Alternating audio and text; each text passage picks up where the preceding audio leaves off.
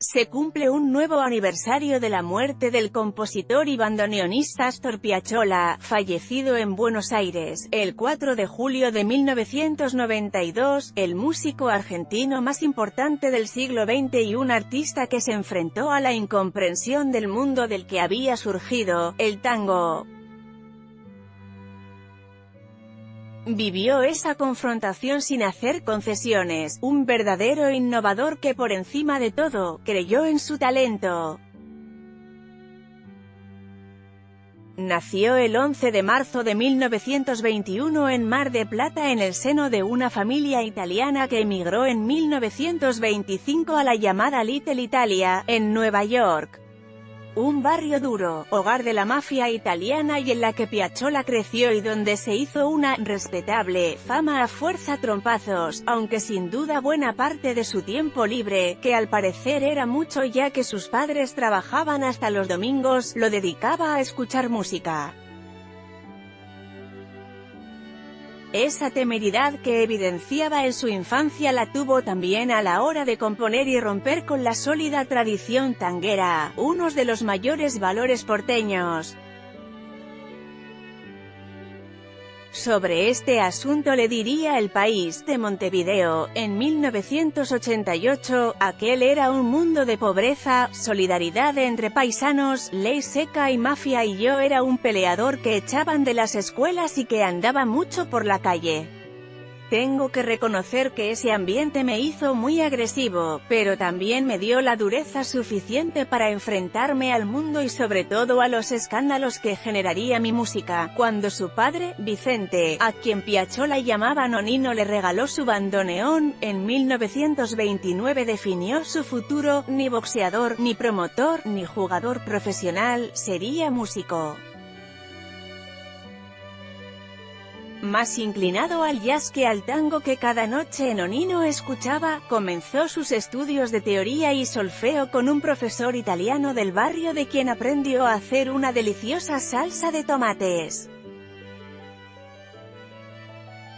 Con 12 años, tomó clases con el profesor húngaro Béla Guilda, con quien aprendí a amar a Bach, recordaba Astor. En enero de 1935, viviendo en Nueva York, Piazzolla conoció a Carlos Gardel que, fascinado por la personalidad de este novel bandoneonista, pidió incluirlo en el papel de Canillita en el rodaje de la película El día que me quieras. Lo que cuenta la historia es que el día antes de partir rumbo a Colombia, país en el que Gardel encontraría su trágico final para seguir su gira, hubo un asado en que un adolescente Piazzolla acompañó al zorzal criollo en lo que él mismo llamó su bautismo de fuego. La familia regresó a Mar del Plata en 1937 donde el tedio, según sus palabras, hizo su vida insoportable hasta que escuchó en la radio al violinista Elvino Bardaro y su sexteto y descubrió que el tango podía tocarse de otra manera. Al poco tiempo se mudó a Buenos Aires, tenía 17 años, genio y figura, Astor Piazzolla y su inseparable bandoneón. Apenas llegado, consiguió un lugar en la gran orquesta del bandoneonista Aníbal Troilo y en 1941 comienza a estudiar composición con Alberto Ginastera, músico que se convertiría en uno de referentes de la vanguardia de la música contemporánea en la Argentina. 2 años después estudia piano con Raúl Spivak y en 1944, abandona a Troilo y arma su sexteto con Francisco Fiorentino como cantor. Será su primera experiencia como compositor y orquestador en las que se perfila de manera clara un mundo armónico poco transitado por el tango. Sus temas y arreglos tienen un aroma renovador y la escena tanguera ya comienza a sospechar su falta de pureza. Un artista del nivel de Piazzolla y su revolucionario enfoque es lógico que atraviese un camino plagado de incertidumbres. Con 28 años sufre un cambio importante en su aproximación a la música, disuelve su grupo, abandona el bandoneón y se dedica a escribir y a escuchar jazz y, especialmente, a dos gigantes del neoclasicismo como Stravinsky y Bartók. Buscaba su propio lenguaje, necesitaba un vocabulario amplio para expresarse en libertad y pensaba que estaba por fuera del tango. Con este espíritu compone Contrabajeando, para lucirse, Triunfal y Tanguango, y un poco después, en 1952, escribe una obra de 3 movimientos Buenos Aires, con la que ganará una beca para estudiar con Nadia Boulanger. La obra se estrenó en el auditorio de la Facultad de Derecho, dirigida por el francés Fabien Sevitsky para orquesta sinfónica y 2 bandoneones, y que generó una pelea escandalosa, donde no faltó algún sillazo entre los clásicos, ofendidos por contaminar una sinfónica con bandoneones, y los modernos, defensores a ultranza de estas propuestas. Con Boulanger estudió 11 meses que le sirvieron para definirse como un músico consustanciado con su origen. En un momento de los estudios, la profesora le pidió que toque una de sus composiciones y hace Triunfal, interrumpida por la Boulanger para expresarle que esta era su verdadera esencia y que no la abandone. Me enseñó a creer en mí, en que mi música no era tan mala como creía. Pensaba que porque tocaba tangos en cabarets era una basura y resulta que yo tenía una cosa que se llama estilo, admitía el bandoneonista. Su dilema entre ser un compositor clásico y músico de tango quedó resuelto, vuelve entonces al bandoneón y al tango con más fuerza. Formó hacia 1955 el Octeto Buenos Aires, con 2 bandoneones, 2 violines, cello, contrabajo, piano y guitarra eléctrica, un ensamble heterodoxo que tanto en lo formal como en su sonido toma distancia del tango formal. La ortodoxia tanguera ahora sí le declara abiertamente la guerra. Fue una lucha desigual entre Piazzolla y los tangueros de ley, porque el bandoneonista era un genio imparable que solo necesitaba de tiempo para ser reconocido. Película, Tango en París, recuerdos de Astor Piazzolla. Foto prensa en 1959, la muerte de su padre lo encuentra actuando en Puerto Rico, con Juan Carlos Copes y María Nieves. Piazzolla viaja a Nueva York y en ese entorno de despedida tardía compone su bellísimo Adiós, Nonino. De regreso a Buenos Aires arma el Quinteto Nuevo Tango, con Quicho Díaz en contrabajo, Jaime Gossis en piano, Simón Bayur en violín y Horacio Malvicino en guitarra. La rítmica de sus composiciones es revolucionaria. El famoso 3-3-2 se vuelve la carta de presentación de Piazzolla, y mientras algunos sostenían que ese pulso era una creación de Díaz, Piazzolla lo terminó por aclarar.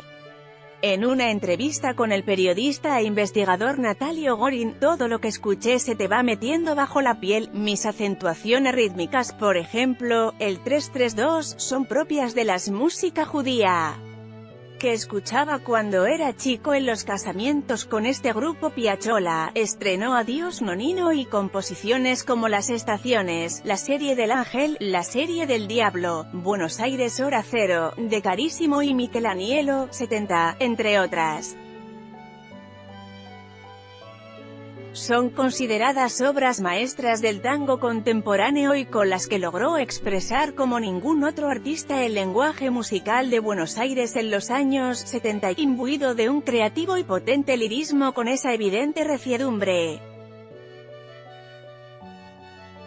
Piazzolla latía como su ciudad. Dos aspectos conforman el Piazzolla que vendrá. Por un lado, en 1965 cobró de Sadaic, en concepto de regalías, 550.000 pesos, una suma importantísima que lo situó en un lugar destacado dentro del negocio, y en 1969, con Balada para un loco, con letra de Horacio Ferrer cantada por su segundo esposa Amelita Baltar, consigue la popularidad. Llegó al Teatro Colón en 1972 para hacer tango y al año siguiente viaja a Italia donde estrena Libertango y Europa fija su mirada en este artista que luego formará el Octeto Electrónico, un grupo de jazz fusión inspirado en una de las bandas de Chick Corea. Vendrá reunión cumbre con el saxofonista barítono Gerry Mulligan, un músico que admiraba desde tiempo atrás hasta que trabajó con él. Quienes conocieron el paño de este trabajo dicen que Piazzolla llegó a enfurecerse con el albino, que a causa de su adicción a la heroína provocaba permanentes retrasos en la grabación. En este sentido, todos admiten que Piazzolla no era una persona muy paciente, al menos, en términos musicales, era un profesional estricto y no le gustaban las tonterías. Uno de sus pianistas, Pablo Ziegler, contó que en su primera gira con Piazzolla por los Estados Unidos tenía la costumbre de bajar de su habitación, lo cual demoraba la partida del quinteto hacia otra ciudad. Tras ser advertido de que no lo iban a seguir esperando, Piazzolla a la siguiente ocasión decidió dejarlo y partir sin él. Tuve que tomar un automóvil para alcanzar al grupo, con el gasto que eso me supuso, sonreía al contarlo Ziegler.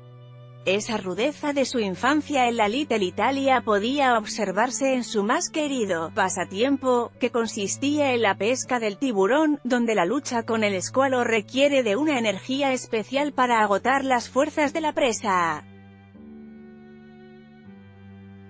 Otra muerte y otra obra, el fallecimiento de su admirado Aníbal Troilo, en 1975, precipitó su suite troileana, de 4 movimientos con Antonio Agri en violín y a partir de esta época comienza poco a poco a dejar de lado la electricidad para rearmar su quinteto y desarrollar lo que sería hasta el final de su vida una etapa de merecido reconocimiento con conciertos en Argentina, como el del Teatro Colón, donde hace un programa con música propia, el Gran Rex o en el Luna Park con la Camerata Bariloche.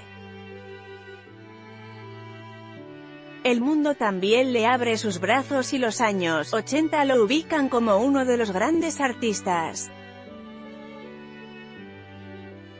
Conciertos en Europa, Japón y los Estados Unidos despiertan elogios mientras la crítica afirma que su música posee una fuerza física inseparable del bandoneonista. Distinguidos como Ciudadano Ilustre de Buenos Aires en 1985, en 1986 recibe el Premio César por la banda sonora de la película El exilio de Gardel, en 1987 hace un concierto en el Central Park de Nueva York con una audiencia propia de una estrella de rock, bien cerca de donde nació su vocación.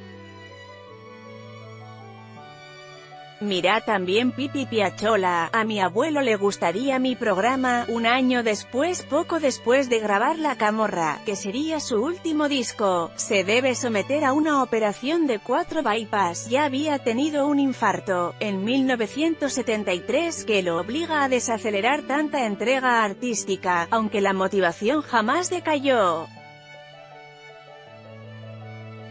Estando en París, el 4 de agosto de 1990 sufre una trombosis cerebral de la que no se recuperará. El 4 de julio de 1992, a los 71 años, fallecerá en Buenos Aires.